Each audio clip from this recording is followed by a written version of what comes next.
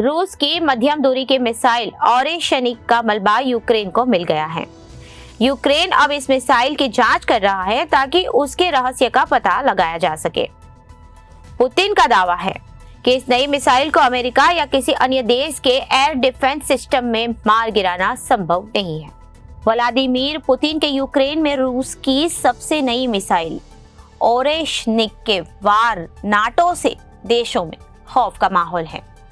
NATO देश के जहां मंगलवार को आपात बैठक करने जा रहे हैं, वहीं यूक्रेन को समझ नहीं आ रहा था कि इस नए संकट से कैसे निपटा जाए। इसी बीच यूक्रेन को पहली बार रूसी मिसाइल का जला हुआ मलबा हाथ लगा। रूस ने इस मिसाइल को दिनोप्रो शहर पर दागा था और बताया जा रहा था कि यह मध्यम दूरी की बैलिस्टिक मिसाइल है। इस मिसाइल के जले हुए टुकड़े हथियारों की जांच करने के लिए बनाए गए हैं, हैंगर में रखे गए हैं। रक्षा विशेषज्ञों का कहना है कि ऐसा पहली बार हुआ है कि जब इस तरह के बहुत ही शक्तिशाली हथियार का यूक्रेन युद्ध में इस्तेमाल किया गया है। दरअसल यूक्रेन ने अमेरिका और ब्रिटेन के अनुमति देने के बाद रूस पर लंबी दूरी तक मार करने वाली मिसाइलों से हमला शुरू किया है। इससे गुस्साए रूस ने ओरेशनिक मिसाइलों से हमला बोला। रूस की इस मिसाइल के बारे में किसी को कोई जानकारी नहीं थी। यही रूसी मिसाइल अमेरिकी और अन्य नाटो देशों के एयर डिफेंस सिस्टम को भी भेदने में फेल रही।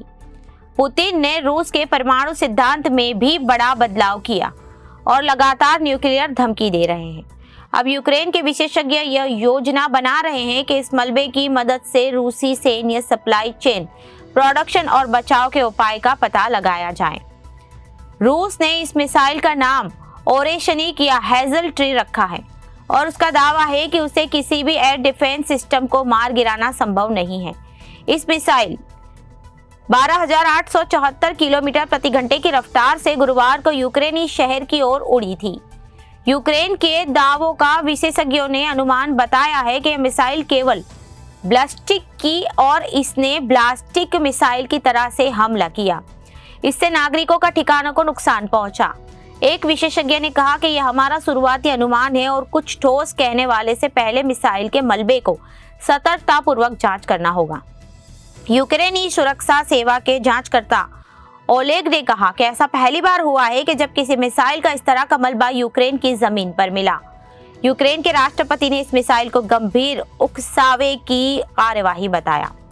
उन्होंने अपने सहयोगी देशों से अपील की है कि वो इसका जवाब दें।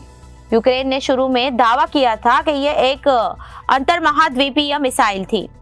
इसके अलावा इसके दावे को पश्चिमी देशों के विशेषज्ञों ने खारिज कर दिया था। बाद में रूस ने खुलासा किया था कि यह एक नई मध्यम दूरी की मिसाइल थी। पुतिन ने कहा कि रूसी मिसाइल ने ध्वनि की रफ्तार से 10 गुना ज्यादा स्पीड से हमला किया था और उसे एयर डिफेंस सिस्टम में मार गिराना संभव नहीं था।